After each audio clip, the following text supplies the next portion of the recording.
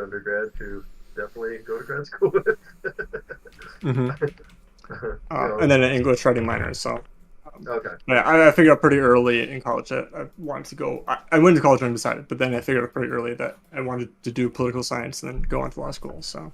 yeah, it's funny actually. Like I joined the guard initially to go to school and eventually finished, but it was like fucking 15 years later than I expected. And hmm so like I finished my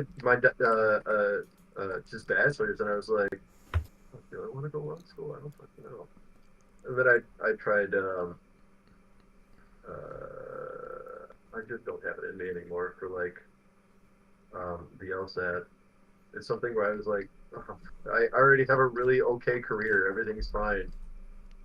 Maybe I'll just, like exist as an IT person and be okay with that and not have to be I don't know, JD on top of that.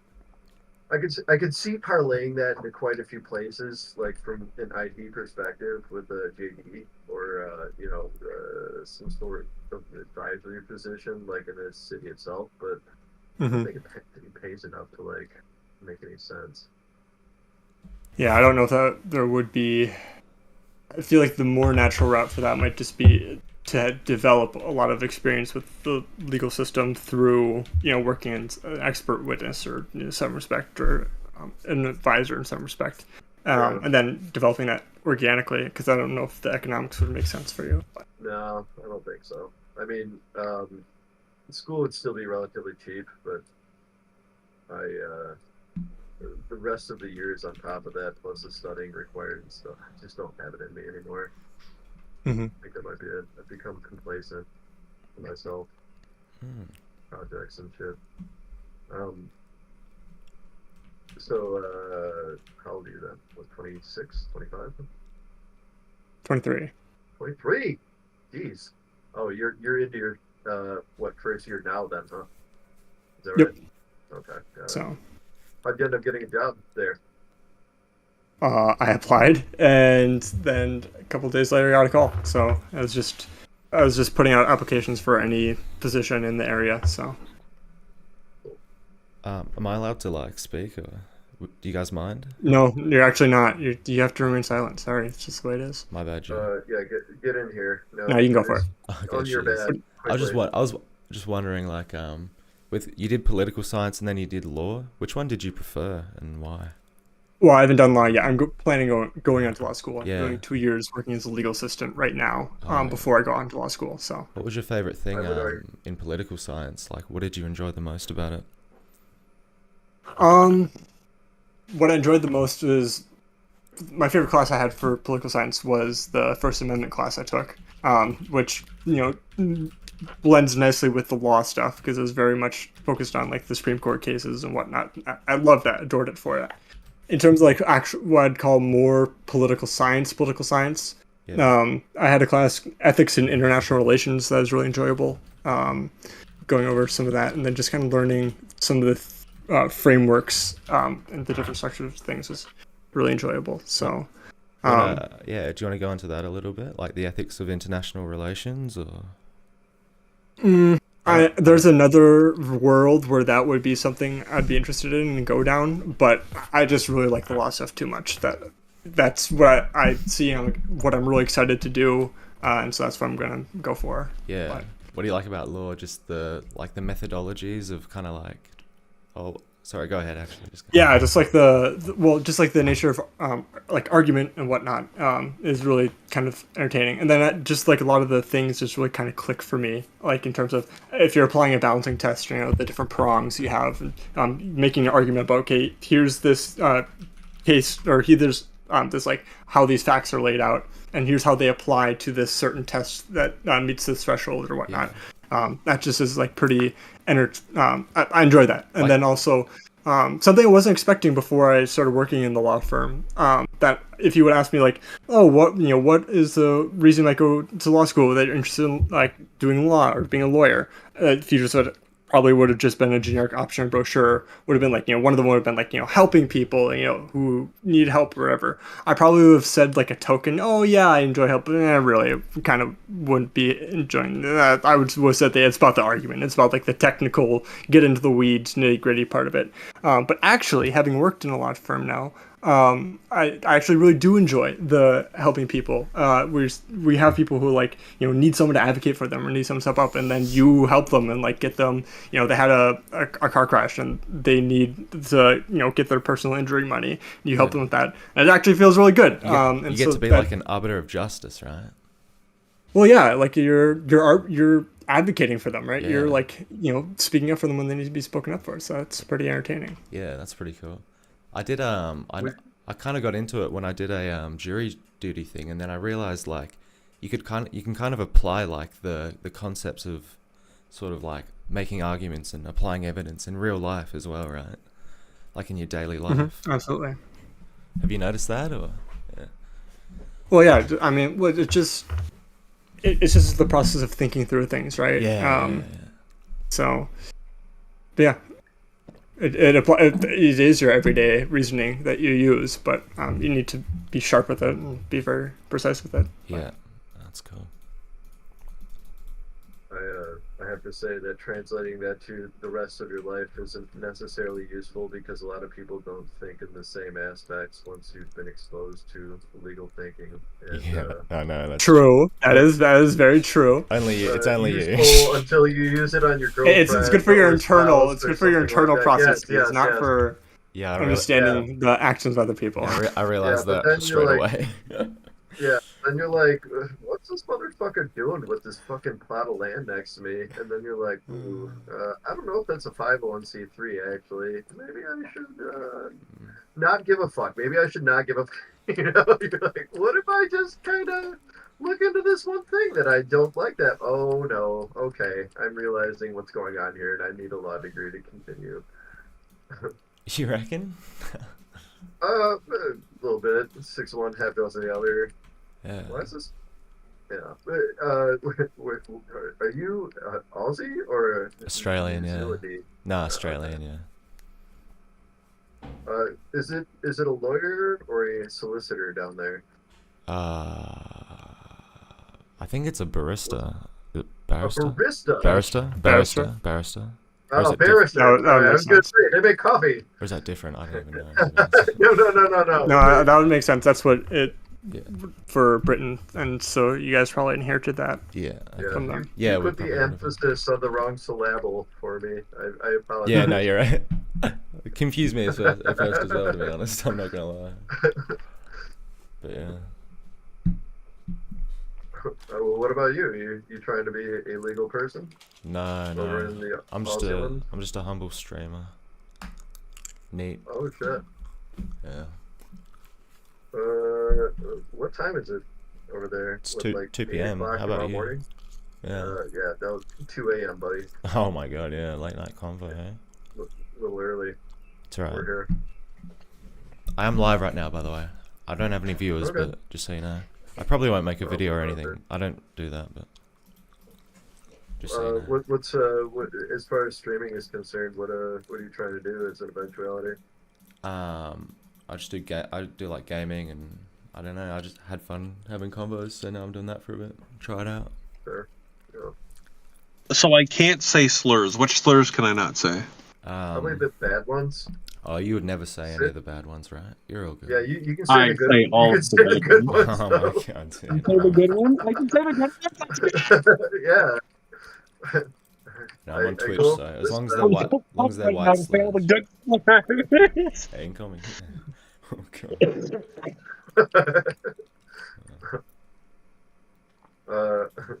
How long have you been streaming for? Like 9 days, I think. Okay. Yeah. You know what? From what I understand,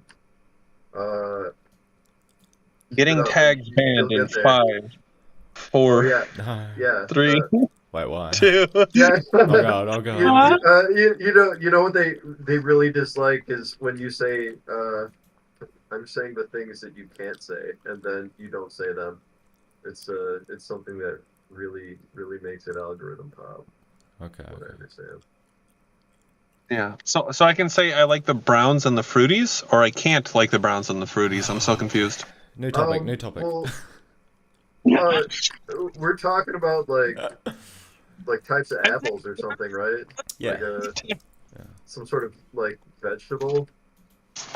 Vegetable. You know? Yeah, like ground vegetables maybe aren't that great on occasion. Dude, I love going to my garden and picking up someone in a wheelchair. Excuse me, I love going into the garden and picking up an onion and just like dusting it off and just going. You know what I mean? You're like too brown for me. Anyway, let's get a debate going. All right. What's the debate? All right, what do you got? Okay, I have a question. Okay, fine. Here's the debate for you. You're Australian, correct? I am. Which coast? West. Spike, you're back. Hold up, I have to remember my cardinal directions real quick. It's Okay. left. Ew, gross. Ew, you're not even on the good side of Australia. You Okay. fucking gross. Okay. I didn't choose to be. Go ahead. Yeah, you did choose to be here. How old are you? I'm inept. All right, go ahead. In Aussie years or? I think the United States should militarily occupy Commonwealth countries. True. Yeah, the US Thank you, is fucking Spike. occupying us. It's an open air. No, Open I'm air not saying prison. we are. I'm not saying we are. I'm We saying need to. should. No, you are. Yeah. You're in the middle of our country. You got a little base going. No, we don't do enough. No. Whatever you think is going, The it needs to be States more. are trying to occupy you, okay? Australia? United States or China? Choose. What'd you say? Going United States nuclear submarines or China nuclear submarines? Oh yeah, definitely American. I reckon. You know what, dude? I'd say do you, honestly. I don't. Probably, but yeah. Although with Trump, Maybe- what Trump's doing, I don't know. Maybe we'll take the Chinese. I would say. Well, like, no, not definitely- They Chinese, go to French. France. French, Yeah, yeah. France. Because that's the ones that you initially had. And then, AUKUS, baby. Wait, I I noticed. can't I can only meme for so long. Fucking then somebody says something. I'm like, oh no, technically, yeah. I noticed. Was it Tencent bought up Intel? Was it? Anyone? Do you guys know about that? What?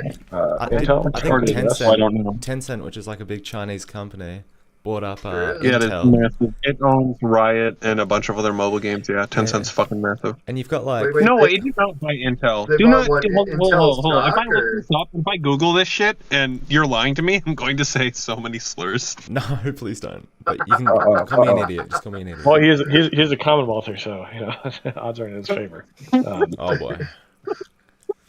Wait, when you say Tencent bought, like, what portion? I don't even know. Yeah. I was hoping you guys would know, to be honest. Hold up, I forgot what Tencent buy. What did Tencent buy?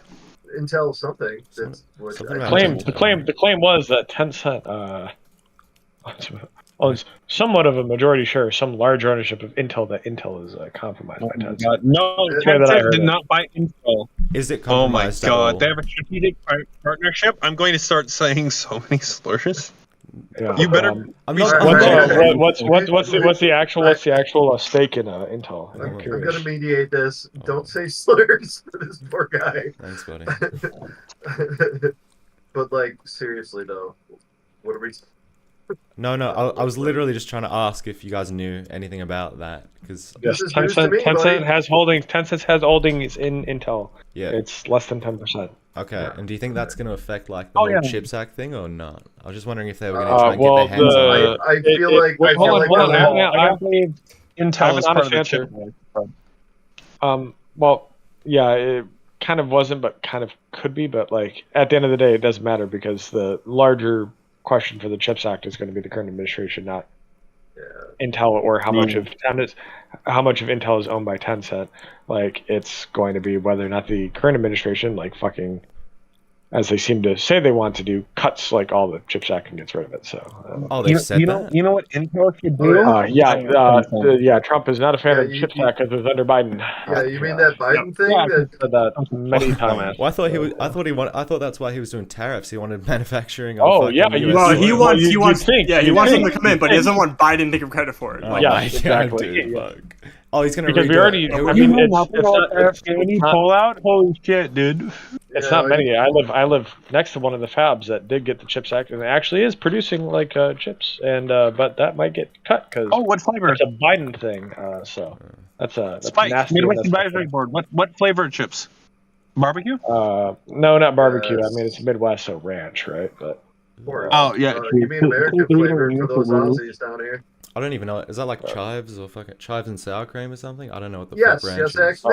See, No, this is why we need to take over the Commonwealth, Oh, boy. because they don't understand what ranch is. They Yeah. don't understand what ranch Fuck is. you. Okay, first of all, chives and sour cream is really good, but also, I hate like, it. I'm not that big in ranch, right? I don't put ranch on my fucking pizza, you fucking weirdos, you Well, degenerate. that's okay. This Clearly, whatever you've never state you're tried from or it, wherever you're number from, one. you're a fucking coward, not part of America, and a fucking Minnesota? pussy, okay? Fuck Like, you. Okay? oh yeah, like Minnesota, like you guys do get like honorary mention because you're a part of us, but like the fact Yeah. that you don't put ranch on shit is pretty shitty. Yeah. What are you saying? Why are you saying we don't put ranch on shit, Spike? Well, apparently this guy from Minnesota is saying that he doesn't put ranch, so like stand up for yourself, Nylan, and tell him that he's wrong. So I'm gonna, yeah. Well, I don't put ranch on shit, but I definitely know freaks who do. Fuck you too. Reprehensible. Reprehensible. I What's cannot more believe that. Midwestern than shoving like 2 pounds of cheese on your fucking food, alright? Yes.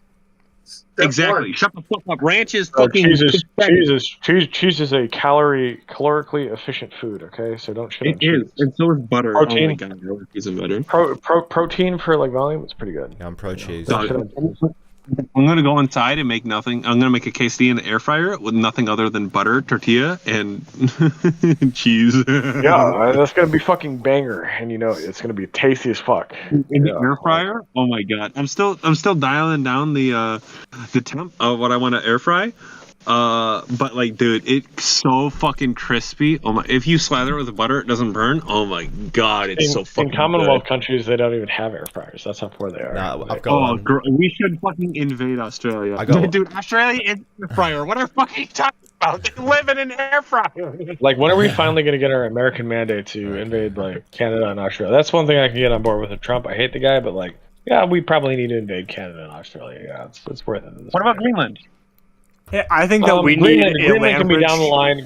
Greenland can be down the line, but like Canada and Wait, Australia later, first. I've later. heard. Yeah. Like I think When we the need Dutch a land collapsed, bridge to the we northwest angle in Minnesota.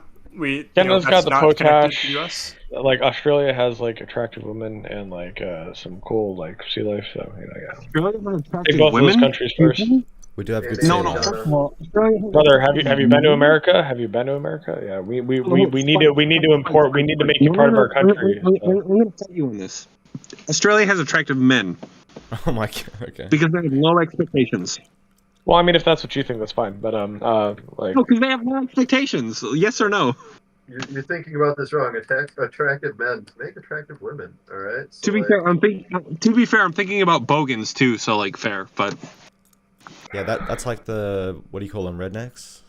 Yeah, same Yes. yeah, they're redneck. Yeah. thing.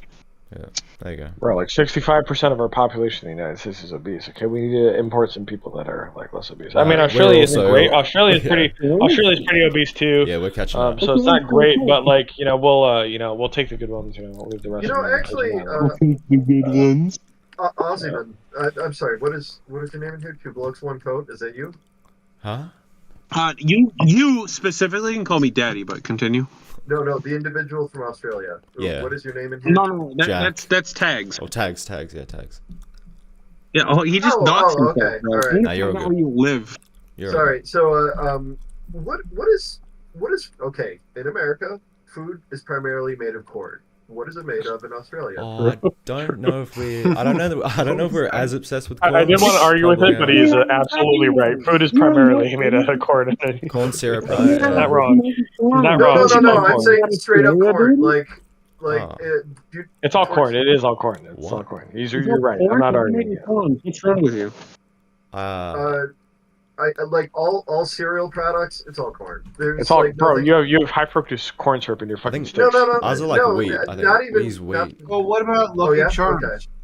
We're like Where do you wheat guys mix. do you guys grow wheat a lot in Australia, or is that Uh, imported? I don't know. We must grow. I think it's mostly wheat. God, I'm trying to think of the interior of Australia now. I think it's wheat. I don't think it's corn. I think it's wheat. I love wheat that and shit. cash crop. Sure. I mean, it doesn't matter. Like the United States grows a lot of wheat, and we America- still put corn in it. Like we grow wheat, we have wheat products, and then we still put corn into the wheat products. Like yeah. Hold. The reason why it's corn in America is because of ethanol. I thought it's because you Yeah, overproduce ethanol, corn, ethanol, right? or all the Well, subsidies. no, I We mean, overproduce in the corn subsidies. grows real good. Yeah, Corn grows quite well. you like produce way too much of it, right? So then you We produce turn way it too into much corn. corn. We try to sell it to other countries, and Yeah. we either turn it into ethanol or we give them subsidies to put it into other products. You Yeah. turn it Well, into I mean, corn syrup, right? corn's good. Corn's good feed. It's good feed material for animals, so that's why. Yep. And we still produce like 100 times more corn than we need to feed animals in the United States. So. I mean, like, motherfucker talks like he hasn't had a tortilla chip recently, and yet here we are.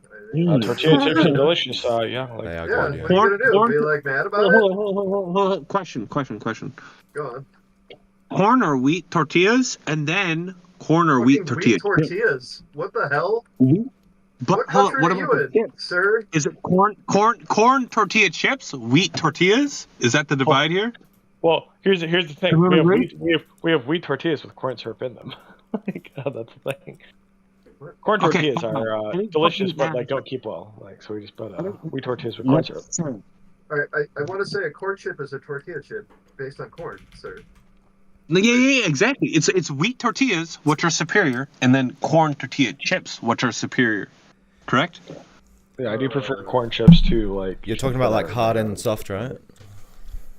no, just like what it's made out of. Like you have corn like chips. Actually, no, literally Wait, hard and soft. I need to Soft is actually wheat, know, hard like, is corn. what's a soft chip? For the tortillas, like, hard and yeah, you're soft, wrong. but for the chips, not necessarily hard and soft. No, Fucking tortilla. Wait, hold on. No, you can have soft corn tortilla. What the fuck? Have you never eaten actual fucking Mexican food before? Yeah, but those are crumbly as fuck. Don't tell me you. Well, yeah, those are, like, a good that's what I was. experience. That's what I was trying to say earlier. Is that like, I've yeah, never it's had like that. authentic. But yeah, like fuck eating with a corn tortilla. Wait, I've because, never yeah, that had shit one of falls those apart actually. immediately. Yeah. Yeah, but Yeah, like don't fucking authentic, bad. They're it's like maize. Yeah, They look I mean good. it's Authentic. It's tasty, but they tasty, fall it's apart. authentic, but like they fall apart. It's a terrible mechanism for getting like beef and cheese and beans in your mouth. Like, yeah. Can I ask a question? It don't taste right. I don't know. I can't do it. It don't taste good. Yeah. Bro. I'd like to ask a What about question. tamales? Have you ever had like tamales? Like, Tamales? Dude, I'm We're back in that Scandinavian. corn. We're back in that corn, boy. Oh, you guys love corn, yeah. Yeah, we love corn here. Okay. Listen. well, tamales are a little different because it's not like a tortilla. It's like a corn batter that's like half cooked, but like yeah. I mean, Alright, it's listen, with so- I've never had that. original tamales with a corn husk, right? All right, my guy. Well, you wrap it in a corn You're husk, just but like corn. what encloses Corn, the right? beef is the corn like batter. Oh, you know? yeah. It's like a made Yeah, United States refer to this as corn. But yeah, you do wrap it in a corn husk when you bake it. Yeah. Mm. Sure do. No, What's I had tamale, but also I'm a bitch when it comes to spices. So, Oh, are you? bro, my What's ancestors the biggest? had What's the lard biggest wrapped burrito in a you've fucking had? flatbread. Do not ask me about spices. Oh, I mean, I would say like there's some spicy Mexican shit, but like even like tamales are like those are like easy eating foods. They don't get that spicy. I'm white as fuck, but like you should be able to handle a tamale. Well- Are you Scandinavian white as fuck, or are you just white as fuck? I guess I'm like Scottish and German white as fuck, so still pretty white we as the fuck. same But shit, like, but Listen, we Yeah. talking Like- can't eat jalapenos. but like actual white as tamales, fuck, you're not or, like, you're not White as usually putting like whole fucking jalapenos in tamales. You're not doing that. I Like, can't even Oh, you're handle doing it jalapeno. wrong. For the record. Mild sauce is spicy enough. Needs I to love let Mexican capsaicin food, to but make your life right. Wait, what did you say was spicy as fuck? I actually didn't hear. I was just curious what you said. a big Jalapeno. burrito. Jalapenos, okay. Yeah, no, I'm like on spices, I'm good, bro. Like it tingle a bit, I'm happy. If it burn my When you- butthole later, I don't like it. Do you Bro, put that's- any like when you eat eggs? Do you put any hot sauce on your eggs? And if you do, what hot sauce? Are you? I'm All right. There, a lot of corn talk in there. Maybe I'll go back later when it's not about corn.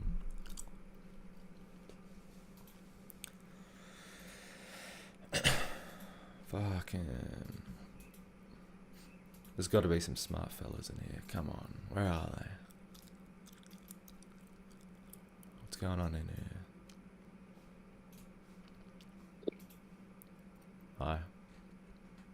Yeah, What? the digital stuff is moving too fast. Like what we had Sorry, I'm landlines in the so I can't hear you guys.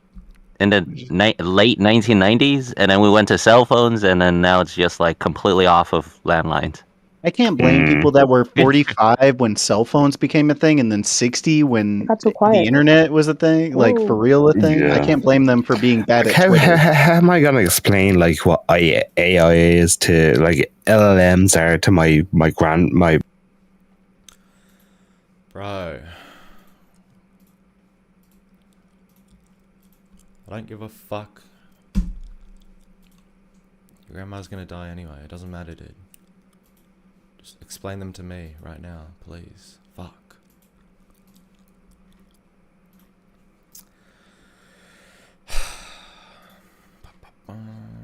Why is no one talking about anything fucking interesting? Scale is, right? What do you mean by that? How's it going? Do you mean, Well, are you saying just when like- it comes to people that are spending on political content aren't actually seeking a return to some degree? Right. Or what? Like, if I was operating a sound studio, I would have more clients recording like radio spots for political ads than bands. Okay. And it's just like creates an incentive Okay, I see structure. this. Yeah. What do you mean by band? Sorry. Like. Oh, like you pick up an instrument, strum it. There's some chick, she starts singing to a microphone, etc. Oh, okay. For political advocacy. No, that would be who would compete for a recording studio space. Oh yeah, right. Gotcha. I was unaware of the scale of what like the last couple years of media production studios like output was. Like I knew that like shooting vids for like I've got some connections to this kind of industry too. I used to like lease props to movie and filmmaking studios and stuff. I got some ins. And finding out that people were like, I used to shoot Netflix TV series, but now I'm shooting ads for various like gubernatorial candidates. You're like, oh, like, I'm sorry, that sounds like a downward movement. They're like, oh no, like, we shoot in front of a green screen with a field of corn in front of it. We just have dipshits in fucking suits come through. We light them up, and we spend more time doing makeup and hair than we do otherwise. But like these are it's a revolving door. We can get them spinning out the door. Where the studio's making 3 times as much. And you're like, oh, I see. I would guess it's a creative downturn, though. So yeah, this is the type of content a chatbot can make. Do you work in that industry then, or? I have, like, and I've been connected. You know, I've got right. people that have done that. What did I you? used to work in e-waste. What's that like? Oh, you know, giant piles of valuable trash. I have no idea what. Like, what do you mean, like? There was Like data? e-waste? Or? No, e-waste. What is that? Electronic waste. Oh, sorry, I got Surplus you. and salvage. Yeah. It's not as okay. I thought you were actually referring to like a company or something. I got into the business there for a while of like having a pallet with living room 1955, kitchen 1958, TV station 1987, and collect up scrap hardware, camcorders, monitors, TVs, electronics, furniture that would appropriately fit those time slices and place slices, and then lease those by the pallet to movie and TV studios. Things like The Walking Dead or Stranger Things. A lot of the technology that was in the living room and in the school at Stranger Things was like leased from a company that I worked with. Oh, so you like collect props, sort of, kind of thing? Yeah. Sure, just cool. digging it out of the salvage chain. That sounds fun. Yeah. Where do you find it? Like, what is the salvage chain? I mean, e-waste. There's an entire industry. No, like, you where have do you get it connections from? with this. Go ahead. You have collection sites at the dump where all technology is separated from. You have warehouses of sort and search. You do demanufacture for stuff for high value components. You do reuse and recycle programs with various counties. You That's do cool. recycling of things out of like school systems, government offices, that kind of thing. So you have a data destruction arm that you have to operate. Yeah, that's a whole song and dance. I was director of operations for the Midwest's largest e-waste company. I've sent more high-value materials into blast furnaces and overseas and up to deconstruction plants in Niagara than anyone you've probably met. Okay, cool. And, I'm a big fan of repurposing industrial waste. And, in the current climate, I've been talking to people. I'm a brainstorming kind of fella. And one of the brainstorms I've been engaging people in is to ask, in the current political environment, what are new opportunities available to us? And, there's many. The biggest of which is, if you work in the surplus and salvage chain, I'll tell you, I could get a scanning, tunneling electron microscope today for half the price I could have a year ago. And that's not a good sign for, scientific progress. It's not good when branches of some educational facilities start liquidating everything from a department. But if you're interested in scientific trash, it's a bit of a golden age. Why is it bad? It means they're going out of they're going bankrupt, or what? They have to downsize. Or ending master's programs, or yeah. grants haven't been continued, so they fired everybody at the department, so now they're liquidating everything. Yeah, it's pretty sad, yeah.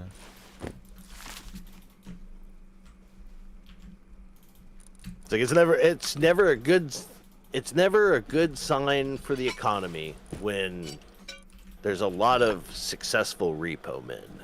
Yeah, right. But, fuck with the dick you got, as they say. Okay. It couldn't mean that they're upgrading shit, or usually You can tell yourself that if it makes you feel better. Coping, yeah, alright.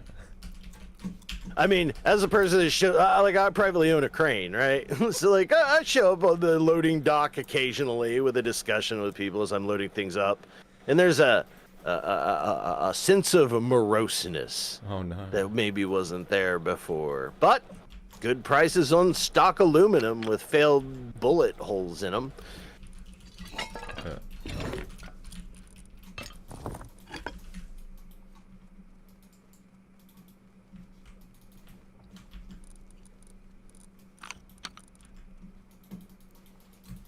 Right now I'm excited.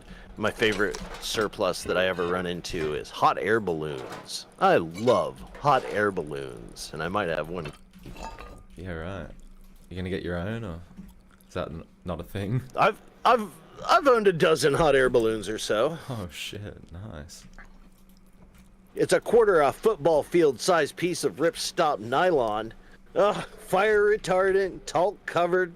The thing with a hot air balloon is if somebody without a permit or certification touches it during packing, it can never fly again. So people in the hot air business all have a dozen never fly again gigantic pieces of scrap hot air balloon. They use them as tents when they meet up and barbecue and talk shop, Yeah. So I'm a big fan. Do you have you get those repurposed ones, do you? Or? Oh yeah. But you're it's common salvage. You're not able to fly them? What do you do with them? Oh, giant hammocks, geodome covers, tents. I mean, there's a lot of cool shit. Yeah, that's cool.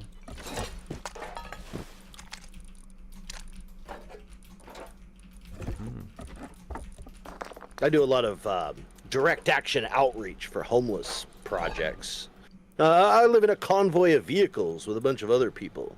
And, we do a lot of activist style work. And the ability to separate people and materials from the outside world is always valuable. Yeah, that's cool. Yeah, it sounds pretty fulfilling as well, right? Oh, you bury a lot of friends, but, we all end up in the same place, so... What do you mean by that? Bury a lot of friends? What?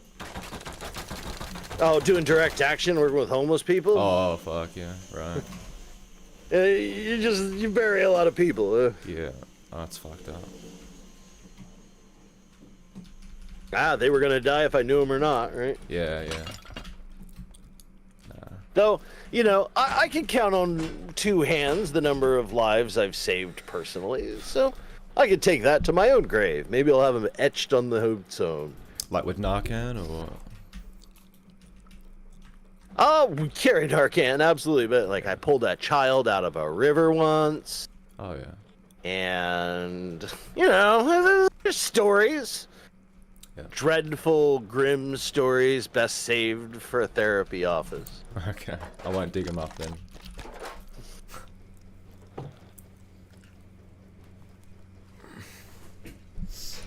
But we were talking politics, obviously. Yeah. And I like the politics of trash, neighborhood scale direct action. I really hate activists that aren't willing to invest in scale. What do you think about like the war on To an drugs anarch- and stuff? Since you've worked with a lot of that, people suffering from it. Oh, I'm gonna be all about that harm reduction, right? Yeah. But like, because most of the deaths are like from laced fucking heroin with fentanyl, right? Right. Correct me if I'm wrong. Oh yeah, like Yeah. the hippest thing to be into are things like test kits. Yeah, yeah. So you guys provide them and shit, or is that not what you? There's a not-for-profit that does, that we work Yeah. with, needle exchanges, that kind of thing. But we're definitely not as institutionalized as a service provider for that kind of thing has to be. Do you find that like the people you work with, they want to work and get jobs, or like, what do you reckon? Oh yeah. I mean, most of them would rather not be, and those that like don't have a choice generally are not in a position to do differently. Yeah. What are the problems usually? Like mental health issues, or? Oh yeah, like untreated schizophrenia, Yeah. paranoid delusions, like being completely alienated for 30 or 40 years from every other human being. I ran into the occasional vehicle dweller that really only knows a windowless, powerless box that they like live in a human nest in. Like, it's grim out here. Yeah. And all the people that are like not that are like stuck in those spaces with those people that make it difficult. Like the vehicle dwelling, we have temporarily embarrassed apartment havers, which are like all people that I wish could get out of vehicles and could live in apartments because they'd rather do that. And then there's people that prefer the lifestyle, like the boat punk movement or the vehicle dwelling movement. Yeah. And I wish those people all had the ability to do that without being harassed constantly. But turning all like vehicle dwelling communities into de facto homeless encampments means that it just paints both sides poorly.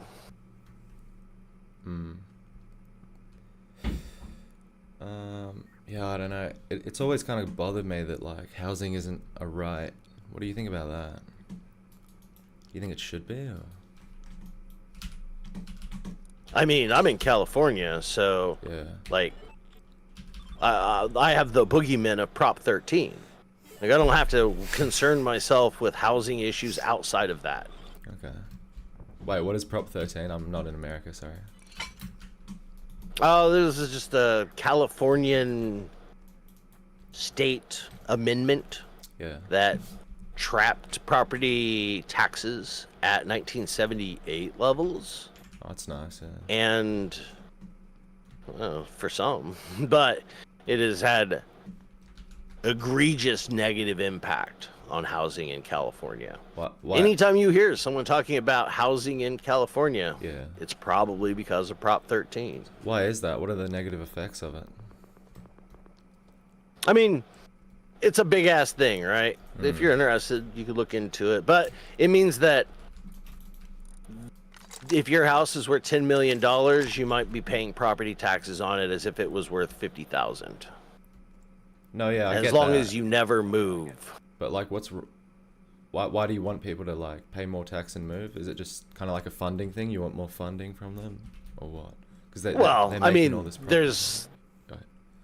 there's just this like ebb and flow of market forces that are supposed to be enacted on housing. Like, Yeah, okay. Yeah, I'll have to and look like into having it. exemptions to it entirely have perverse incentives, right? And those perverse incentives of like making it so that people can't afford to leave where they currently live. So you have like empty nest boomers living in 5-bedroom houses. So then you have rampant illicit It's like wasteful. subdivisions. Gotcha. Yeah. So every house in California is a likely illegal hotel or short-term lease. Yeah. Like, No, I see what you mean. if you look at the way, just the crazy kaplinko of poor incentives that have just wormed their way into every bit. So like cities and the way they like allocate parking per like human habitation in like how many square foots of house. All those numbers are fucked. Like how we fund the schools and run like high-speed rail lines and stuff. Every program is calculated wrongly now because of that fucked up thing. And it's almost impossible to remove. It took only a plurality to amend the Constitution to have it, and I think it takes like 70% in an election to repeal it. So it's like not gonna happen. Why do people not want to repeal it? Is it because like the majority of people are benefiting from it, like that live there, or yeah, go ahead. Oh yeah, if you own a home, in theory, as long as you don't sell and nothing changes, you've made a fortune. Yeah. Okay. But it's unrealized gains, right? If a forest fire burns it away and no one's ever willing to rehabilitate that space, you just lost, right? But that's why, like, in those spaces, insurance companies are no longer insuring for fire, right? So, like, another perverse incentive is added to the proverbial fire. Okay. Yeah. And you live in California? It's really hard, in California in particular. Yeah. Oh, yeah, I'm in the Berkeley area. I love it here. Oh, yeah. What do you like about it? Just The weather. restaurants? Oh, yeah. You got, like, nice shops or what? Oh, it's perfect weather. It's Yeah. incredible. And no one here dies of rot tooth. I'm from the Midwest in the United States and have buried many friends due to untreated dental issues. And that doesn't exist here. And to me, that's important. Yeah, it's pretty good.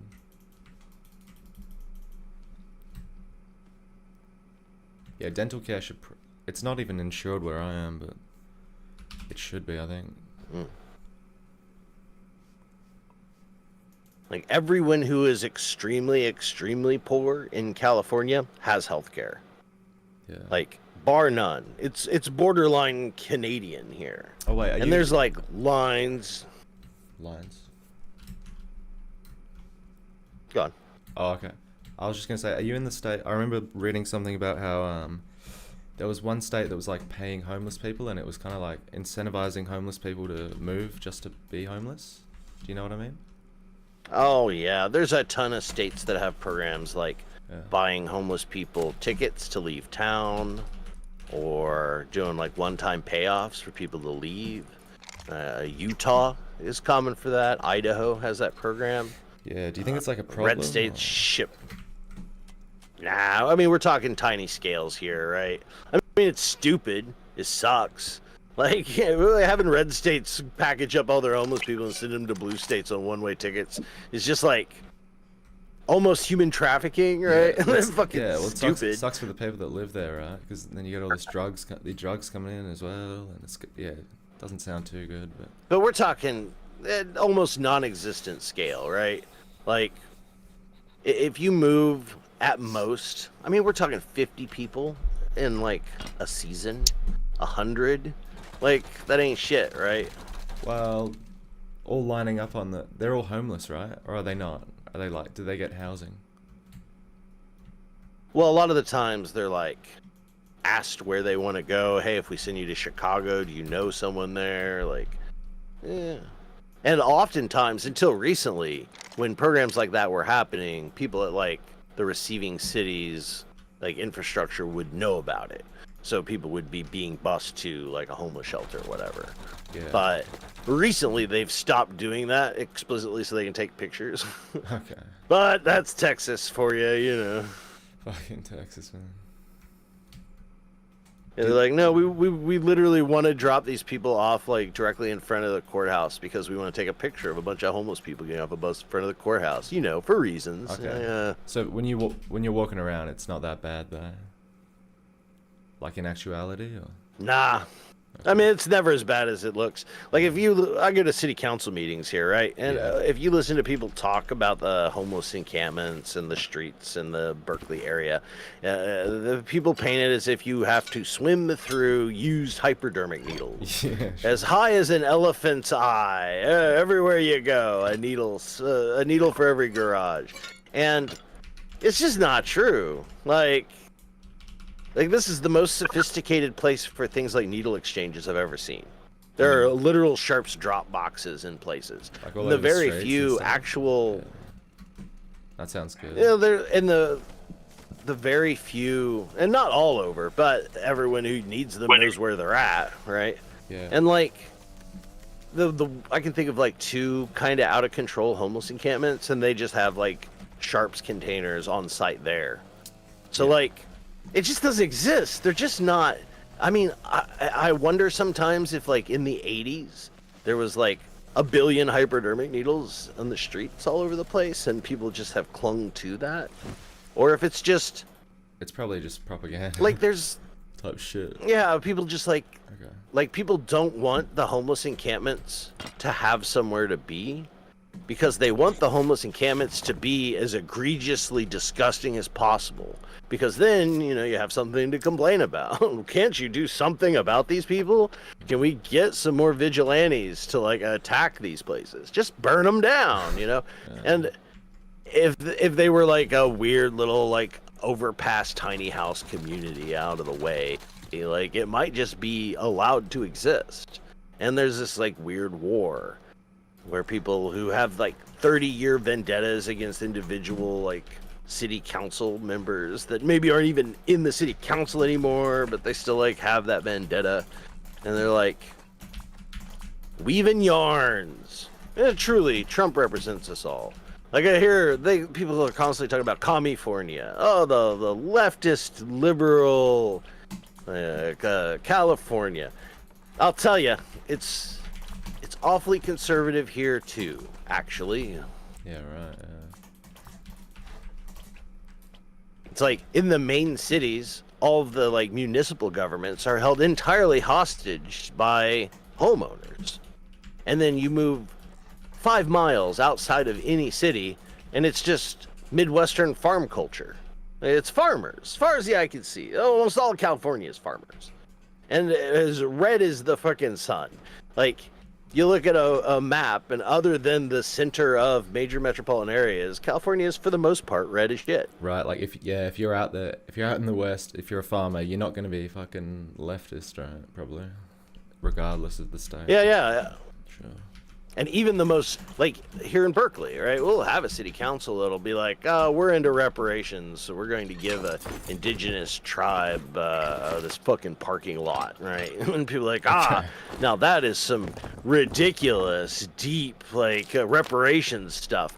But then immediately afterwards, they're like,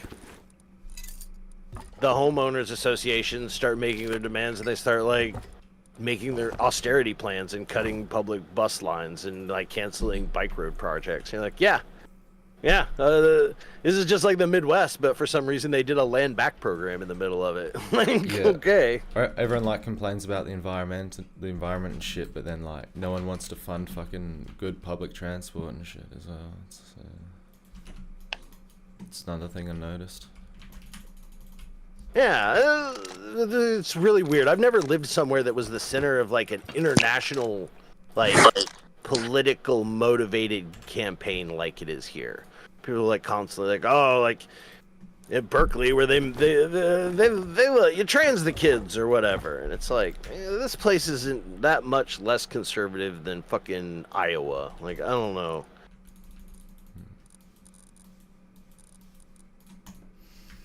It's like, we may have more electric cars, but they do still hit people in the pedestrian lanes. So I wouldn't say they're not entirely like the rest of the country.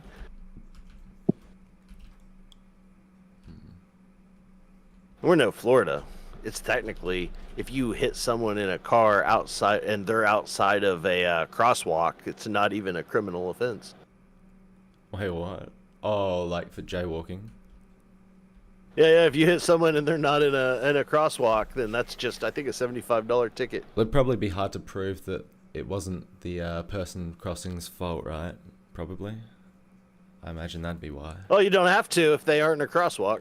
So even if you like swerve into them a little bit or something, like you're in the left Yeah, lane if and they're not crossing in a the right, crosswalk. and then you swerve right and hit them.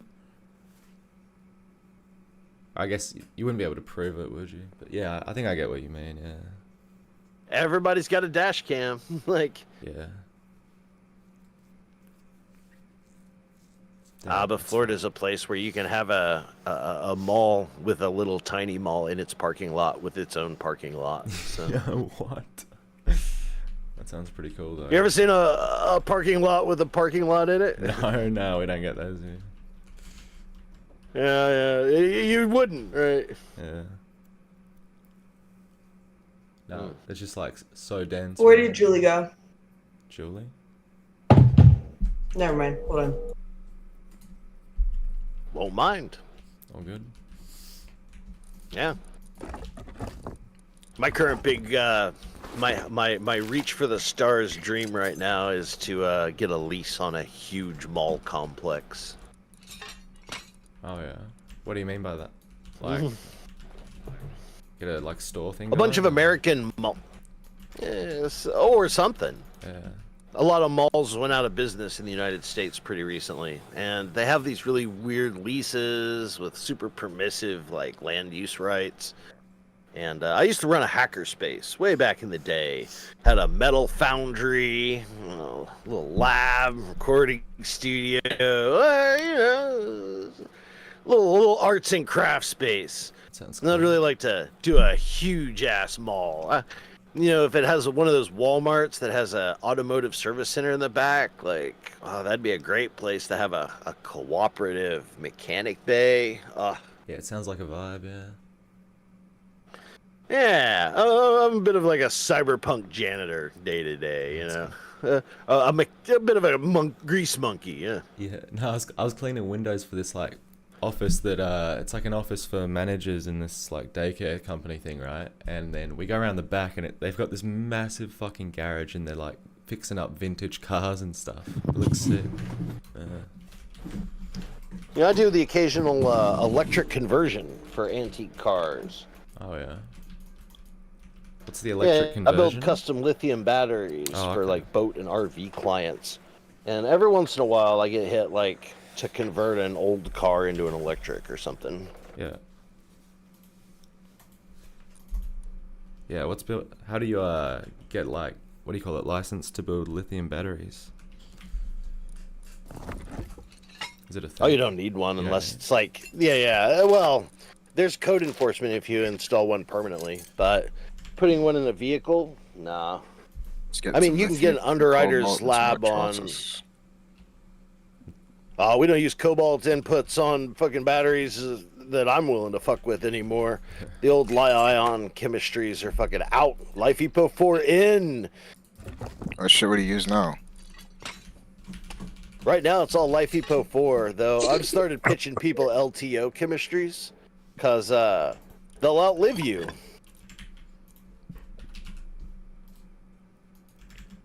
Yeah, I'm Googling what you just said to sound smarter. Hold on, give me 1 sec. Okay. All right, I will hold on until you have Googled. Get the lithium iron phosphate, I follow. Oh, yeah. Classic. I'll tell you, Jesus. electric vehicles in the United States will be common when you can go to the shop and spend like $4,000 or $5,000 and get 4 wheels that have motors in the wheels, and you throw it on your existing car and have a mechanic scrap the engine and the exhaust and the fuel, and bingo bango, you've just converted your car to electric. It has a viable alternative to fixing a blown head gasket. as soon as that's in line, I think people will start doing it. Bro, what do you mean by motors in the wheels? Is that how electric cars work? I actually have no idea. No. Usually there's just a single large electric motor that's run on the shaft, right? Yeah, yeah. But an in-hub motor, where there's just a coil in the hub of the motor, which would automatically turn it into an all-wheel drive vehicle, right? Because each wheel would have its own motor, right? Oh, okay, yeah, sure.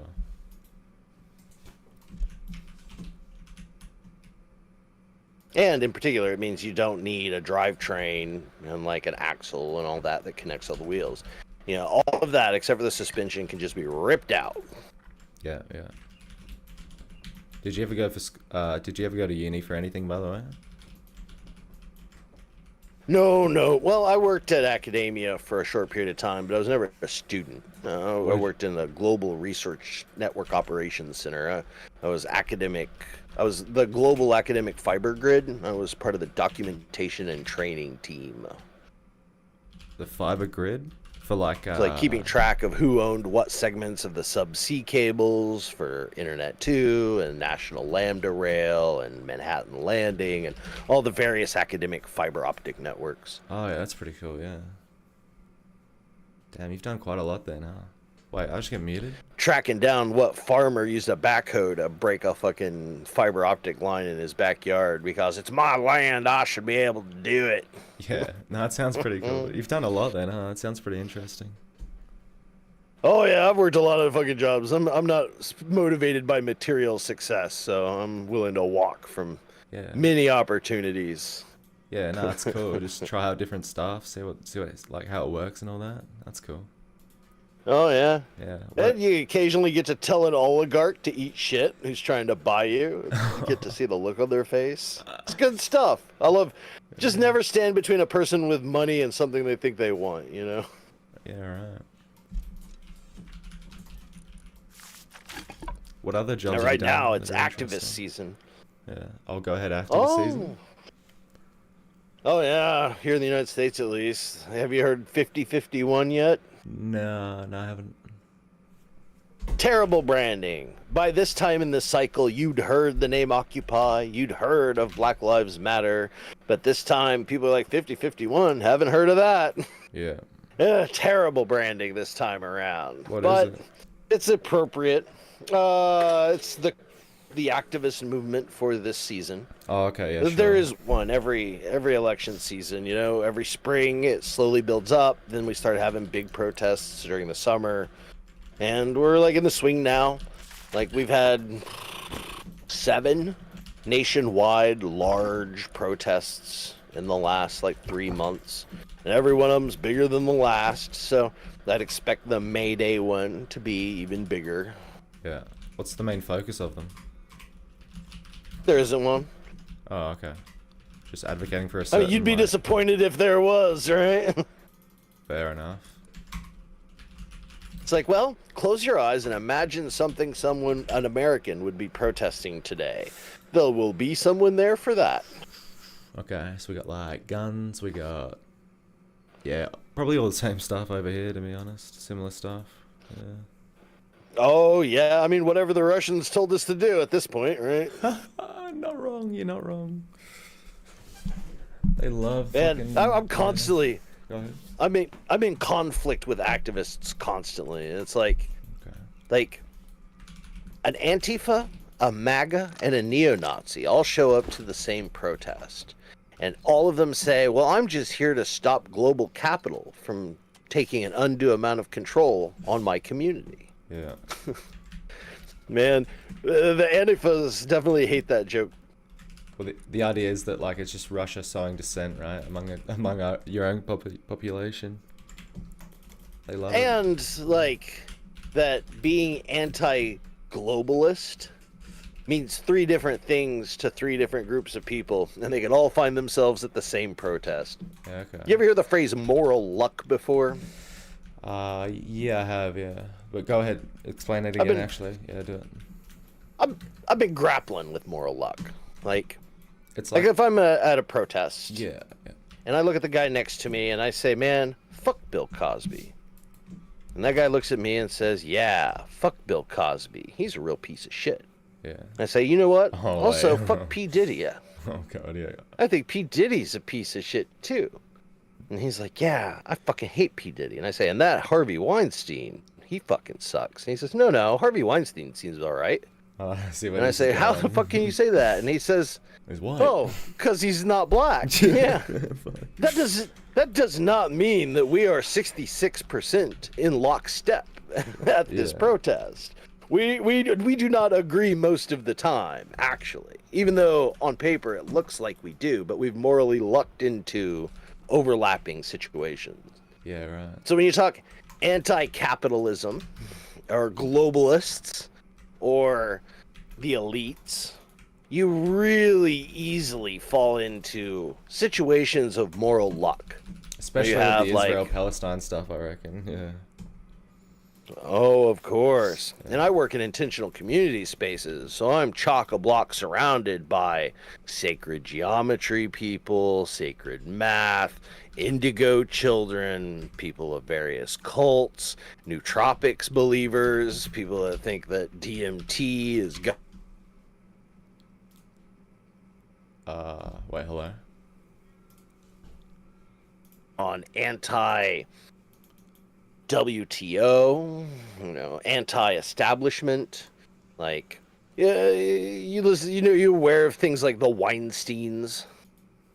Okay. Or like what I learned Destiny about is this podcast called Decoding the Gurus, and I fell into them because they cover the type of gurus that I run into in these spaces, right? Like Burning Man hippie communes that closed up 30 years ago. And after that, they became Battle for Seattle anti-WTO protesters, and then they became Tea Partiers and are now MAGA. But they're MAGA by way of like crunchy granola anti-globalism. So they're not neo-Nazis per se, but they believe in like things like morphic resonance. They believe in like... What is this, like crunchy granola? What is this? This is hippie movements. Oh, okay, yeah. Like the peace activist movements back in the day. They're like, like anti-Vietnam we War need stuff. to we need to destroy NATO in order to ensure Vietnam never happens again. Okay. But they accidentally end up being pro-Trump, right? Because that's how they feel like they can fight against that through the lens of like 40 years of like painkiller addiction and like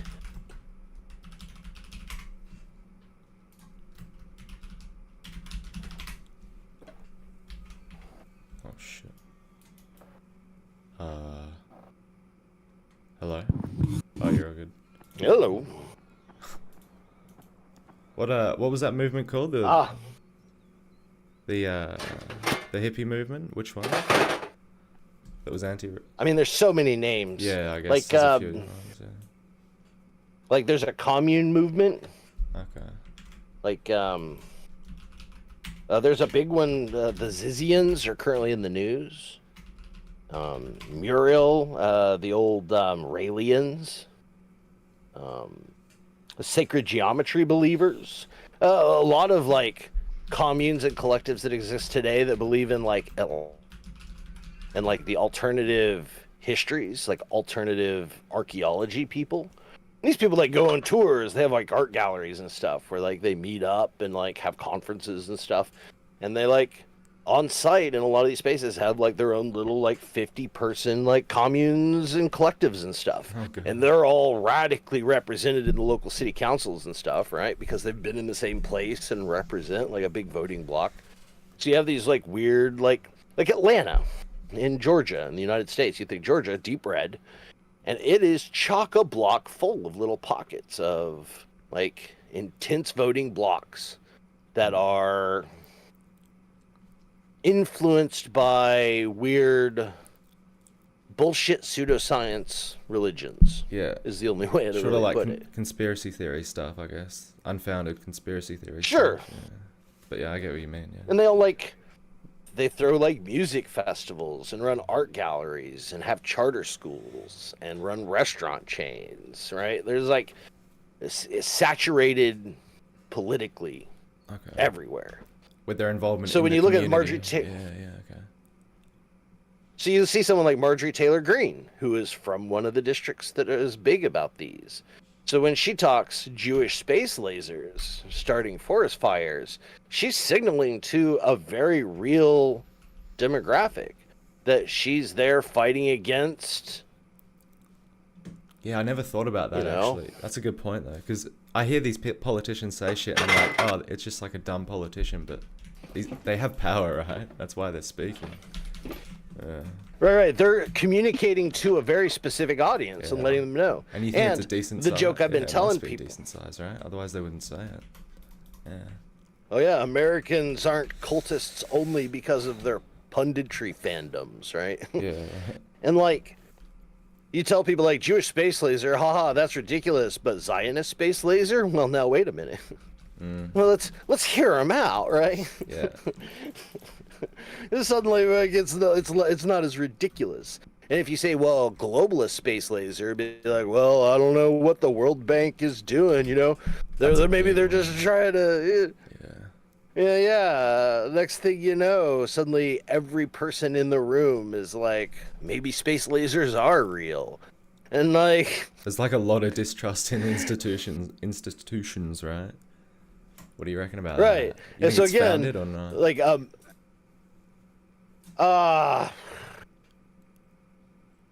no. No? Yeah, fair enough. I recognize a dread from the impact of bureaucratic institutions being overwhelming to individual wishes.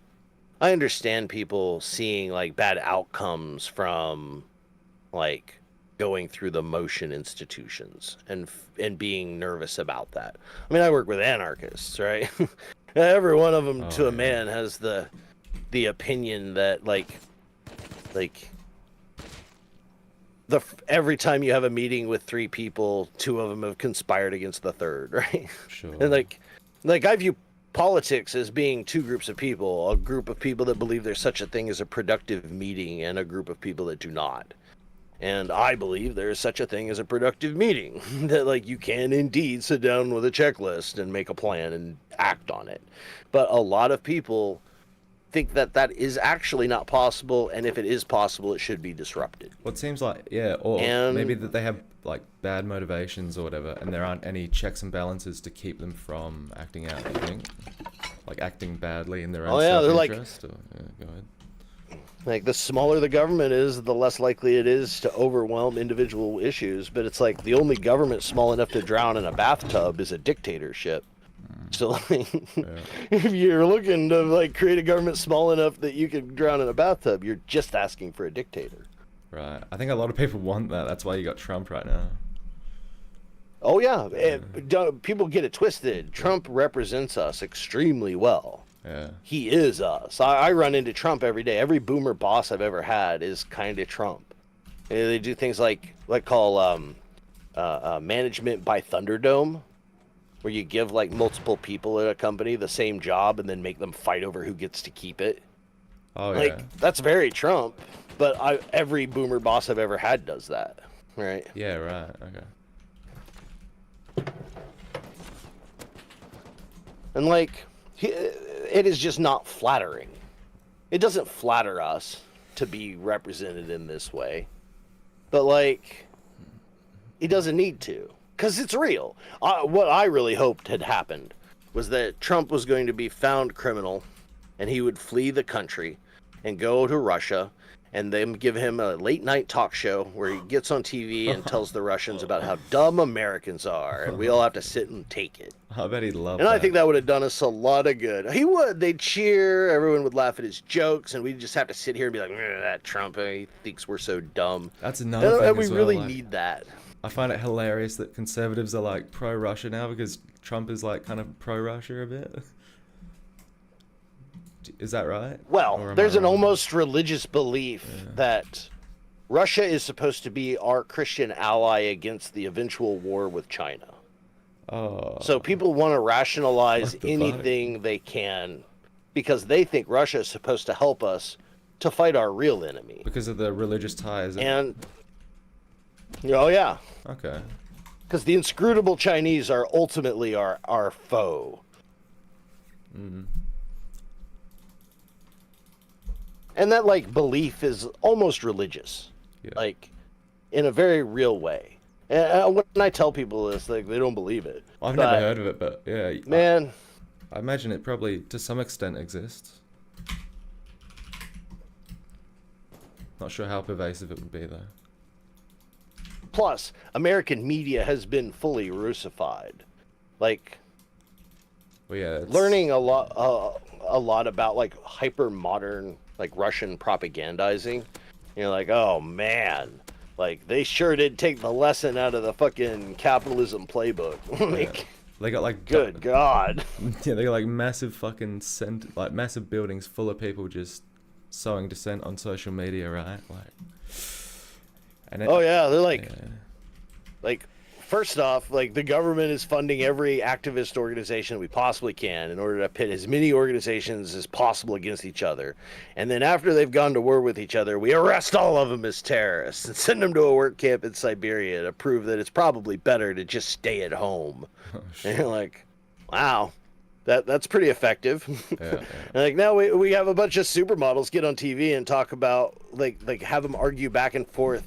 Did the government send enough people to Siberia, or should they have sent more? What are you, some kind of terrorist sympathizer? Ha ha ha ha. Like, I see. And then like, yeah, I see why Tucker Carlson was so good over there, right? Like, oh my god, yeah, all the Fox News guys getting fucking done with the court case shit. Fox News getting sued for like literally just blatantly lying to their own audience because if they didn't, they would lose viewership. So. What do you think of that? Man, that I'd consider the Dominion cases discovery documents to be mandatory reading. Yeah. Like I would say, if you were at all consider yourself media savvy, should be taught like, in school. If you probably. haven't read, yeah. I would agree. Yeah. Like, absolutely. Like, and it's funny. But like in a sad kind of way. It's comical, right? Yeah, it's so bad it's comical, yeah. Farcical, like, oh, why am I living in an Adam Curtis documentary all of a sudden, you know? Mm. It's like, all right, slow-mo me a fucking a company fucking party, like the Christmas party at Fox News where all the hosts are like slow dancing under a fucking glittering ball. And slow it down to like 75% film speed and play some techno over it, and bada bing, bada boom, you got a documentary. Yeah. That's Adam Curtis is a man that knows how to make white people dancing to techno music really sinister. Okay. You ever rewatch any of his stuff? Adam Kerr. Adam Curtis. He works for the BBC. He makes documentaries using like stock footage and stuff. He has one called All Watched Over by Machines of Loving Grace. Cannot recommend it enough about like the California ideology and like the cybernetics movement and the use and abuse of ecological concepts to sell Buckminster Fuller's misunderstanding about what an ecology is.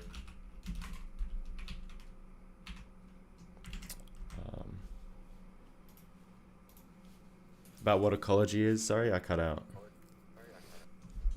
Yeah, ecology is part of it. Yeah. It's just called All Watched Over by Machines of Loving Grace. Okay. Really, everything Adam Curtis ever did is excellent. Bitter Lake is great. And he did something recently called Trauma Zone. And it was after the fall of the Berlin Wall. There were BBC media outlets in Russia, and they all got all the BBC staff got thrown out of the country a couple years later. But a bunch of like archival footage that was shot during the fall of Russia was saved, and the BBC got that back. So he caught together a shit ton of footage that was recovered from the fall of the Soviet Union that had just never been seen before. and released it as something called Trauma Zone. Yeah, what kind of stuff And it's was it? real good. Yeah. Oh, just like a city's memorial parade for like a heretofore completely never heard about in the Western world, like city hero, and like news broadcasts, like as like systems were going down and then coming back under private control, and like street interviews and employee interviews, like right after the Berlin Wall went down. Yeah, but from the Russia side. What did it like teach you about then? Well, just a lot about tone, about like people's response to like, well, the trauma of it, right? Like it was an apocalypse, but people still went to work. I see what you mean. Yeah, like it was like a mass. It was almost, like a mass depression, I guess. They lost their fucking pride. Yeah. Is that it? Oh yeah, well, a lot of that had been gone. Yeah. Like the glory days of the Soviet Union were a decade dead. So this was people that had like under the increasingly manic and erratic management of the USSR finally giving up, and like a populace who every fucking Gorbachevian speech about the future just like, buddy, I'm cleaning hotel rooms. Like, I don't believe one fucking word of anything anyone ever told me and ever will tell me. Like, yeah. Like, what is the point in having a dream? Like the Russians weren't buying like, into I'm not. None. Yeah. The sheer amount of like political apathy. It feels. I mean, and these people didn't even have Twitter. Waka waka. Yeah.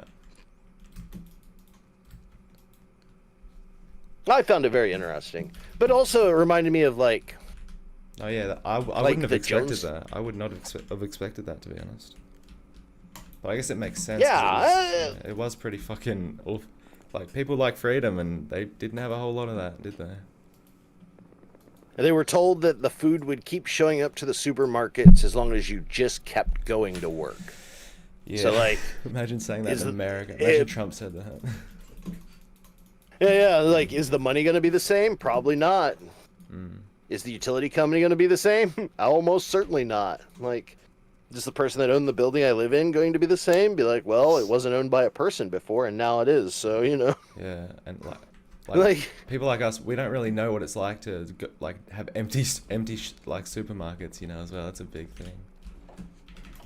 Or just the government-run supermarkets are now being privatized. Yeah. And all propaganda before that moment being that the worst thing that could possibly happen to a country is someone privatizing the supermarket, right? Like all messaging before that point was contrary to the direction that they went at that point. Wait, what do you mean by privatizing, and why is it like bad? Well, the USSR is absolutely propagandized against private ownership of things like supermarkets. Oh, right? they want the state was supposed to operate these things. Yeah, I got you, sorry. But after the Berlin Wall fell, it was like, well, now we're privatizing it, right?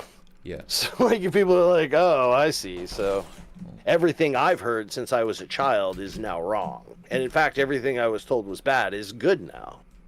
I've heard that there's old people that still want the Soviet Union back though today. The USSR back. Oh, sure. Yeah. I mean, everybody wants to identify with some empire that they think they would have a leg up in. Yeah. Like, but you would think if they experience like this like whiplash of being lied to, they wouldn't be. Or maybe they just want an ideal kind of thing. And you can't trust people, right? Like, the pro-Palestinian movement may secretly think they want the return of the Ottoman Empire, but they wouldn't be down with their, like, slavery of indigenous people, right? Right. Yeah, no, but yeah. They probably just don't know how, I feel a lot of people don't know quite how bad the Ottoman Empire was, I think. Myself included, but I've heard it's bad, yeah. I mean, these blind spots had to be engineered with this much information laying around, you know? Yeah. But, you know, I'm watching people, like, rewrite the history of Palestine as it happens in front of me, so... Oh, yeah. Like, They love it. I can remember the exact moment. And you can't get through to them. Because I was a either. leftist. Yeah. Oh, none percent. You want a bomb thrown underneath your car? Yeah. Confront a fucking Palestinian activist. I mean, but oh god, okay. I don't know about that, but yeah. I remember the moment because I'm a leftist. I always have been. I've been more on the radical side even. I'm like a lifestyle leftist, and I remember the moment I realized that I had to take a step back from everything I thought I knew about Palestine when I was reading in the UN report where people were claiming that the Iron Dome doesn't actually work, and that they falsely report the number of missiles that are being fired into Israel. Yeah. And they falsely report the number of takedowns that happen. But the Iron Dome doesn't actually exist, and I realized, like, oh, that's a really provably wrong way to rationalize that Hamas isn't actually firing rockets. I actually had a similar. Because on the other side. Go ahead. Yeah, on the other side, Hamas is like, yeah, we fired like 2,000 rockets. Praise be to Allah. Fuck you. Yeah. And like, oh, well, I think they lie a lot, but I don't think they're lying about that one, actually. And there's, yeah. And like, oh, God, there's so much. You know what got me? I'll tell you what got me. It was the, so all you hear all the time, it's like, a school got bombed. And it's like, holy shit, that's awful. Why the fuck would Israel do that? And then it's like, well, Hamas was shooting missiles from it. It's like, what? They kind of like leave that part out, and then you question them on it, and it's like, well, you know. It's like, it doesn't serve my purpose to ask that question, and you're like, oh, I see. Yeah, I know. Like, well, they just say Israel's lying. I really like this. They just say Israel's lying. It's like, ooh, Hamas admits to doing this. They fucking. Yeah, they're like, yeah. Well, don't you think they have a right to lie about this to protect themselves? Like, oh, I see. But like, even the UN organizations and shit will be like, well, yeah, it's pretty obvious that Hamas have been using civilian infrastructure, you know, to hide behind. And then they go, well, you know, even if they have, they still shouldn't be bombing civilian infrastructure.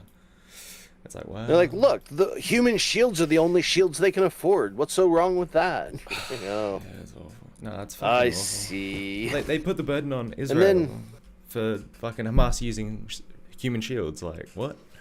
Yeah. Yeah, and it's like, it's dangerous to engage with people about too. And like, I really like this loner box guy. Yeah, I've heard of him. Like, I caught him doing a thing the other day where he got a list of everyone who died from the Great March of Return. Mm. And he's a Lebanese guy who knows like some of the languages. And he was going through all their fucked up web pages for like Hamas, where they list all of the fighters that they take credit for having died and in the Holy War. Oh god, yeah. And he was go ahead. He was tracking him down, and it was like a fuck ton of the people that died there were there as like known fighters for like various like local groups. Yeah, they were like martyrs. And like, martyrs, yeah. Even though if they were claimed to have been civilians, right? Yeah.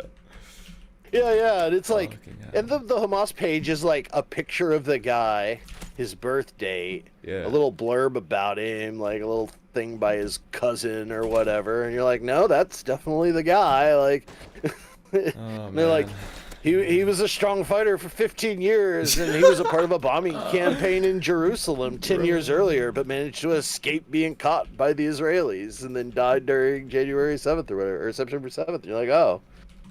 Like, yeah, I think it's a little unfair to call that guy a civilian. And he was just going through the spreadsheet and doing it. And I'm like, all right, now why is this fucking YouTuber the one doing this? Yeah. Like, God bless him. I appreciate it. You know, I work in technology. I understand and appreciate the lone Gits person that's like maintaining a code base or whatever. Yeah. But I don't find that a charming story anymore. The lone archivist maintaining fucking like a backup of a long dead fucking webpage or whatever. I don't find that charming. I don't know. People, all the alternative media stuff, people just pick what they want to hear and they just listen to that and accept it, I think, uncritically. It's great. Man, I used to be so into the alternative media thing. Yeah. Like, I was a Wikipedia or a WikiLeaks stan. Oh yeah. Like 15 years ago, you know, I even was an Alex Jones stan right around Y2K before his wife died and he went mad. But like, wait, what about Alex Jones? Did you like take from him? Like what? oh, Do it you know was it was just all about fucking like internet freedom, right? Okay. Like cyber culture.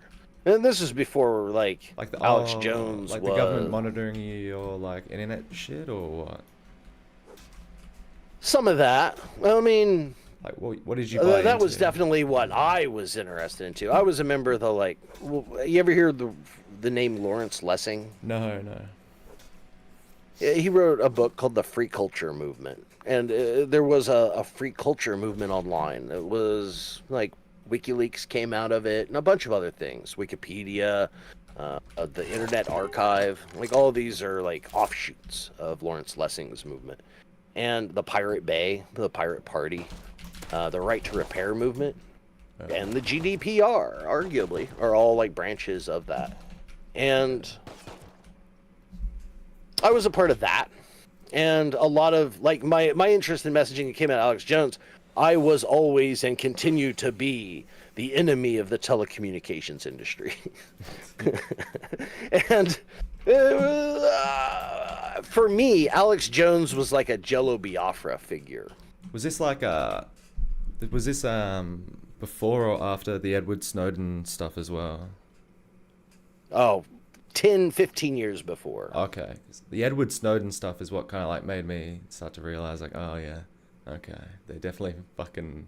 You don't have any privacy. They're all looking at everything, but it is for national security. This was pre-Patriot Act, right? Yeah. Pre 9/11. But it is for when national 9/11 security, happened. right? Do you think it's alright that they do shit like that, monitoring citizens and whatnot, like that invasively? I think it's probably fine. I think it should require a warrant. I mean, I'm a due process kind of fella. Oh, yeah, I can't argue with that. Yeah. Why don't they use due process? Or, yeah. I know, right? They're like, oh, it would be so burdensome on us because we can't get a warrant for every person who's like internet communications we want to track. And then on the other side, they're like, well, we got in bed with the fucking advertising industry that is doing data harvesting, and we're just man in the middling them and consumers, so we don't need warrants. And they're like, oh, bingo bango, that's a public-private partnership, so you can't fucking complain. Yeah. And like, I think all that's wrong. Right.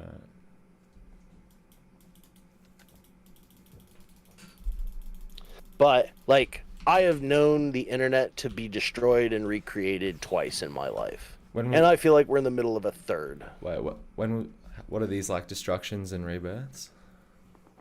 Oh yeah, like the invention of HTTP and the production of web pages and a move away from Usenets and mailing lists. Oh, I wasn't even. And it was like, yeah, I wasn't even there for the first one. Yeah.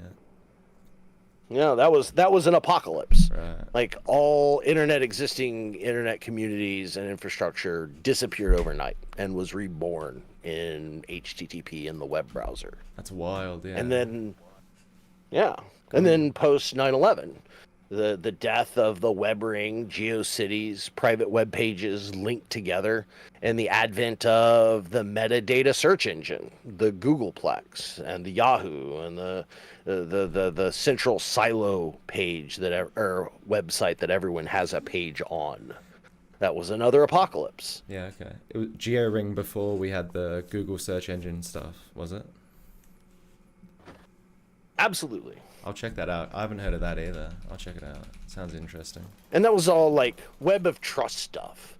Like, if I wanted a blog about video games, right, I'd have like Doc Sucks Chrono Trigger fan site, and I would join the Chrono Trigger fan web ring, and they would put my website on the list of other websites that are Chrono Trigger fan sites. But my website would be like DocSock's Chrono Trigger page, DocSock's Final Fantasy page, DocSock's music page.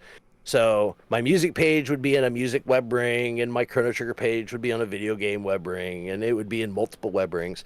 So when you went to the web ring web page, it would list every member site, and then at the bottom you'd have a next page, previous page, random page link that you would use to browse through participating sites. That's what web browsing was, because there was no search, right? Yeah, right. You would just pretty much scroll through like private web pages on that web of trust until you saw something that caught your eye.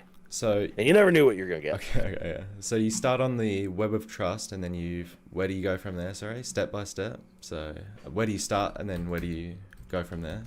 Well, generally, you're on someone's page and you're reading something. How do you get to someone's page? And you go page? back to just however you got there. Probably by typing in www. whatever the fuck you've got in your notebook.com. Okay, yeah. And you're looking at their music page, and it says at the bottom of their page, this page is part of the video game music web ring. Oh, okay. And then underneath that, it says this is part of the Squaresoft music web ring. You're like, oh, this is part of 2 web rings. And then if you click the next button or the previous button or the random button, that will be a frame that stays when the web page changes. So you flip through the individual pages on other people's sites to navigate around in that web ring. That's pretty cool. Yeah. That's how like internet browsing was. Yeah. And I think we should bring back, actually. Why is it better, do you think? Go ahead and say and. Well, it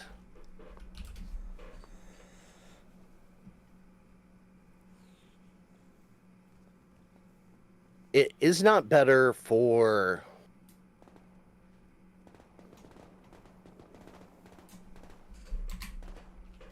I wouldn't run a library that way, right? I wouldn't run the Encyclopedia Britannica online with a web ring. But I would run private cookbook pages that way. Instead of having advertiser SEO baited. Well, the most important part of the web ring is that the process of adding people to and removing people from those web rings is an intensely social and cultural affair.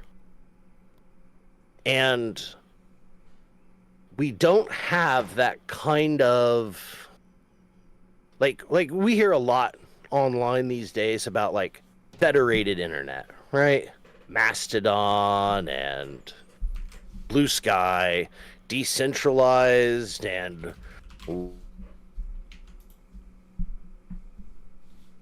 one sec. I think what the reason those things don't pick up today is people don't see the value in dealing with them. Okay. And that value existed in the web rings. Like being a premium web ring meant that clicking that show me the next page in this web ring was worth clicking. And being Joe Bob fucking junior high's fucking Dragon Ball Z fan web ring don't mean shit, right? So you've got like a reason to say like, I am interested in this topic and this curated list of source material is what I recommend, right? Because we're not That's kind of what search sharing... engines do though, right? Well, search engines abstract this. Right. They delineate the sources, right? So it is unthinkable, really. Like, when's the last time you shared with somebody a saved folder of bookmarks of sources? No, I wouldn't. I probably wouldn't do a whole bookmark of sources. No, it's more like an archive kind of thing. Yeah, well, this used to be common. Yeah, right. Like, I remember a time where it was extremely common, like, oh, hey, man, like, nice to meet you. This was a good chat. Yeah. Hey, we really connected over fucking Bionicles or whatever, right? We can give them like web pages and stuff. You give like individual web pages, or they do like wikis and stuff, right? You'll get like you'll get websites that'll have like they'll host a bunch of different things kind of still. But I know what you mean. My personal bookmark folder for Bionicles that listed all of the web rings I'd found, the wikis I'd found, all that, I could zip up and send to you. Yeah. So we could trade those links. And we've, instead of having that intensely social action of recommending source lists to each other, have instead allowed Google to do that. And not for free, right? They've extracted so much value by standing between users to do this kind of thing that they're like, they print money, right? Yeah.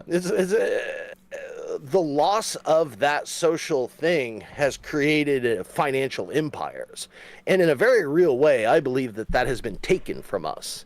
Like, if the advertiser wants to pay somebody for that, maybe they could pay us, right? I think you like the social, you like the social aspect of it, but I don't know. I know what you mean. I still think it's more convenient what we've got now, and they do make money off our data, but like I think that doesn't exactly harm us, and it probably serves to benefit us. But yeah, I bemoan the last 15 years of exploring what's next, because like. Okay. What will replace Discord and Twitch and YouTube, like, and there will be something, is not a technological advancement. We aren't waiting and in need of faster phones or faster internet connections. It'll be a change in the way we interact with, like, screen elements. There's, like, what replaces Twitter is not waiting for a new programming framework. It's waiting for the users to want a different kind of interaction and someone to deliver it. So it's not about... Well, big thing now is moderation as well, Yeah, or monetization or professionalization or like creating a higher barrier of entry to be a content creator and a lower barrier of entry to be a content editorializer. There's all kinds of relationships. Like right now, the biggest experiment that I know of is called Hunterbrook, which is like an experiment in creating a news agency that is a radical investment company. So they do research and write up news stories and then trade on that news. And they state at the bottom of the news story, like, based on the results of this, we're like short selling the company that was involved in this story or whatever. Yeah, and they're trying to prove. Isn't that like influencing the stock market? Yeah. Are you allowed to do that? If you're using material non-private information, absolutely. Oh, okay. And that's what they're doing, right? So it's an example of trying to create a news agency that pays its reporters in share manipulation via reporting instead of subscription and advertisers. Okay. And it's possible that that's a more effective way to fund a news agency. You know how, we don't know, right? You know what Elon Musk does, where he can kind of like influence the stock market by just kind of like commenting on things, just sharing public information. Do I? Yeah. Do you think that's like? I mean, it's probably legal, but do you think that's like? Should it be made illegal, or what do you reckon? Okay. I don't know how I feel about it. Yeah. I am pro more onerous controls on investing. I think like insider trading bad and like loosening like capital controls, but it's just like the Trump White House. Ultimately, if the voters keep putting them in there, like that is the check and balance that cannot be overdone. Yeah. It's and not in the Elon same Musk's way, fault. like it's the people changing the company off his word. That's the dumb thing. It's their fault, I guess, right? Yeah. Sure. There may be perverse incentives that shouldn't be allowed to happen that make that possible. I'm willing to entertain that. But like, if a guy posts a picture of a duck and people are like, "Hell yeah, invest in ducks," yeah, it's not really his fault. It's and the people like, being fucking being dumb. Yeah. And they're like, well, there's this complicated series of market forces that have made people do this, and like that was engineered by people. And you're like, well, yeah, obviously, there's no accident that this guy posts a picture of a duck, and like people start buying fucking stock in down pillow companies. Like, okay, like. I don't know. Yeah, you could try limit testing it and see if you like agree or disagree with yeah, what the extent to what he could do or not do. If you're interested in that kind of news story, I was linking people stuff earlier and in this chat. The last link I posted at bloomberg.com/content is a newsletter called Money Stuff by a guy called Matt Levine, and he is one second. and B, a guy who covers finance news as like kind of an investment banker comedian that's kind of constantly making fun of like this kind of thing. Yeah. And it's probably my favorite read every day.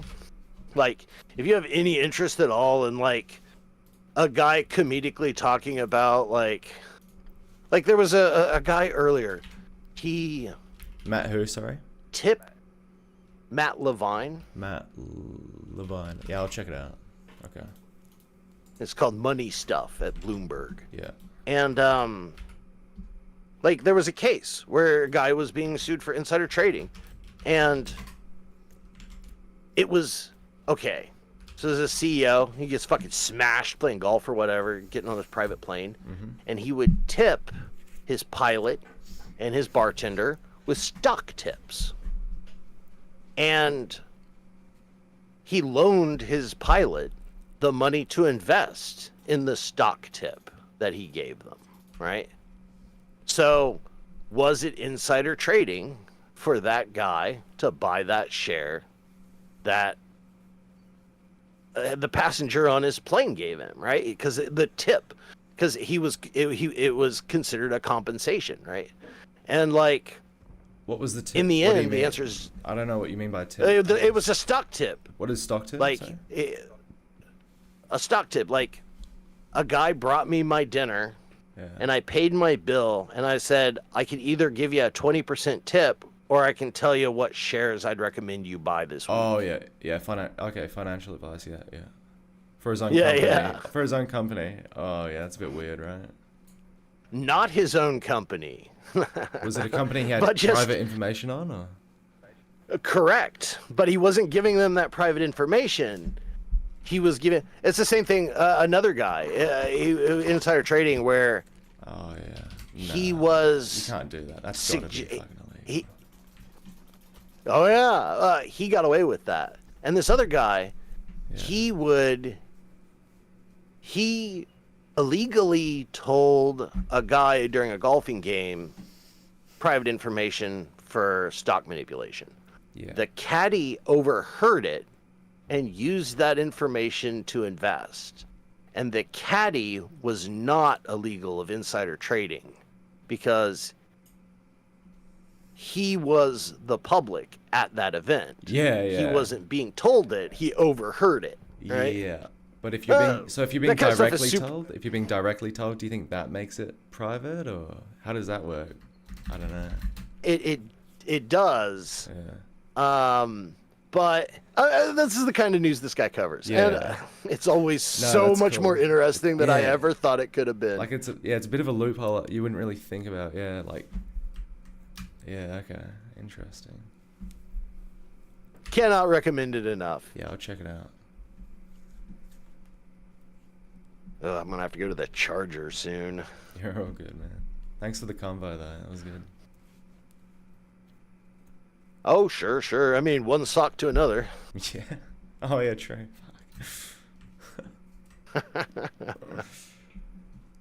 It sucks to be us.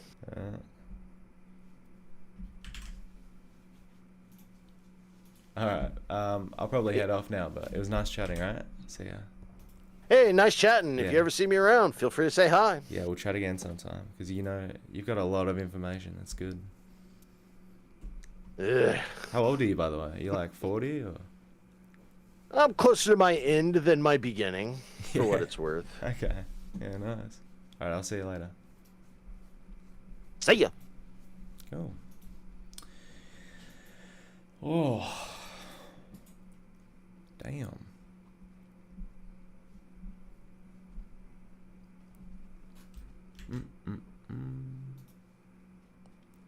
Chat, make sure to follow.